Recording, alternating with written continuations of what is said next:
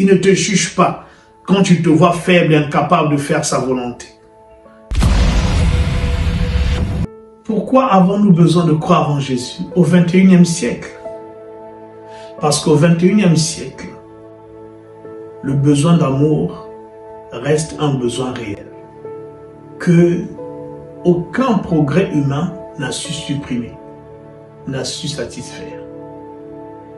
En Jésus-Christ se trouve et se découvre cet amour d'un Dieu qui nous aime tant et qui nous aime inconditionnellement. Ça, c'est la raison première pour laquelle les gens s'attachent à Jésus et placent leur confiance en lui. Ils trouvent en lui un amour à aucun autre pareil. La Bible dit dans Romains, chapitre 5, verset 8, que j'aimerais relire parce que nous l'avons lu dans nos dernières capsules, que Dieu prouve son amour envers nous en ce que lorsque nous étions encore des pécheurs, Christ est mort pour nous. Première chose que j'aimerais relever ici, c'est que cet amour, comme je l'ai dit aussi la dernière fois, c'est pas un amour imaginaire. Dieu le prouve et Dieu peut vous le prouver. Dieu peut vous le prouver. Si vous doutez de cet amour, il peut vous le prouver. Et vous le prouvera au travers du don de son Fils à la croix. Et la deuxième chose, c'est que Dieu a prouvé cet amour pour des pécheurs. Il faut savoir qu'un pécheur devant Dieu, c'est un ennemi. Il est séparé de Dieu, il est ennemi de Dieu. Un pécheur, c'est par exemple toi qui m'écoutes, qui croit que Dieu n'existe pas ou qui te moque de Jésus. Voilà, je ne sais pas dans quel cas tu te trouves. De toutes les personnes qui sont rebelles à toute idée de foi, de croyance, de divinité, voilà. Ce sont des pécheurs, ce sont des ennemis de Dieu. Mais c'est ceux-là que le Seigneur a aimé. Cet amour ne se trouve qu'en Jésus. Même toi, je ne pense pas que tu puisses aimer tes ennemis.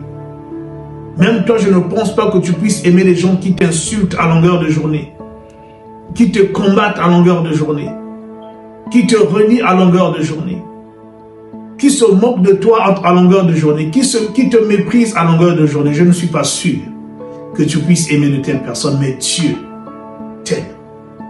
Jésus nous aime comme ça. Pécheur, on l'insulte, on le méprise, on le rejette, on le renie, mais il nous aime. Et il nous a tellement aimés qu'il a donné sa vie en sacrifice pour nous. C'est un amour qui aime le pécheur. C'est un amour qui ne met pas dehors celui qui vient à lui. Dans Jean 6, verset 37, Jésus lui-même a dit « Tous ceux que le Père me donne viendront à moi, et je ne mettrai pas dehors celui qui vient à moi. » Jésus ne met pas dehors celui qui vient à lui, quelle que soit ta condition, il t'accueillera. Même si tu viens de l'insulter là, si tu te réponds et tu te tournes vers lui, il t'accueillera. Il ne retient pas rancune. C'est un amour qui pardonne nos fautes, qui pardonne nos péchés. C'est un amour qui comprend nos faiblesses et ne nous juge pas. Dans Hébreux 4, verset 14-15, il est écrit ce qui suit. « Ainsi, puisque nous avons un grand souverain sacrificateur qui a traversé les cieux, Jésus le Fils de Dieu, demeurons fermes dans la foi que nous professons, car nous n'avons pas un souverain sacrificateur qui ne puisse compatir à nos faiblesses. Au contraire, il a été tenté comme nous en toutes choses, sans commettre de péché. Lui aussi a été tenté, donc il compatit à tes faiblesses. Il ne te juge pas quand tu te vois faible et incapable de faire sa volonté. Et il te défend même, c'est un amour qui défend.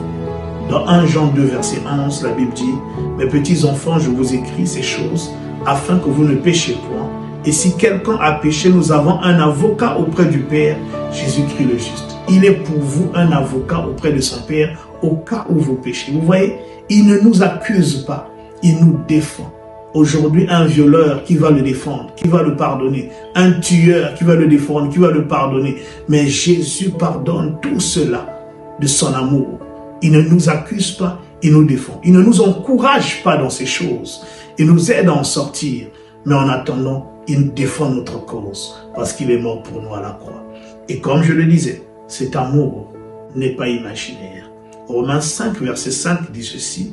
Or, l'espérance ne trompe point, parce que l'amour de Dieu est répandu dans nos cœurs par le Saint-Esprit qui nous a été donné. Cet amour, Dieu peut le répandre en toi maintenant même, pour que tu en aies l'assurance et la certitude que tu es aimé de Dieu, pour que tu en sois convaincu. Si tu ouvres ton cœur à cet amour, en ouvrant ton cœur à Jésus. C'était le pasteur Pavel, et je vous donne rendez-vous à notre prochaine capsule.